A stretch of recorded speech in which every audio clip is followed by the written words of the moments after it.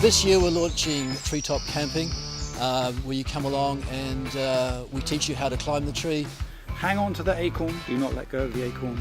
And then get you into one of our comfy hammocks where you'll be sleeping for the night.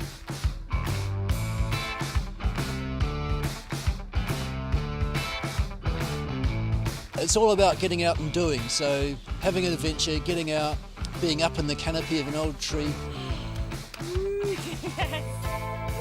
So anyone from 16 years and up can come and sleep in the tree overnight. And just anyone that's interested in being out, doing something different, if you've ever considered sleeping in a tree overnight, then this is for you. Good.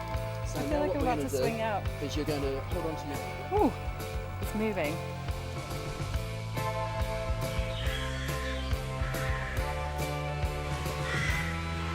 So we use ropes and harnesses to get up and access the canopy of the tree. You're clipped into the rope throughout the night when you're sleeping in the hammock.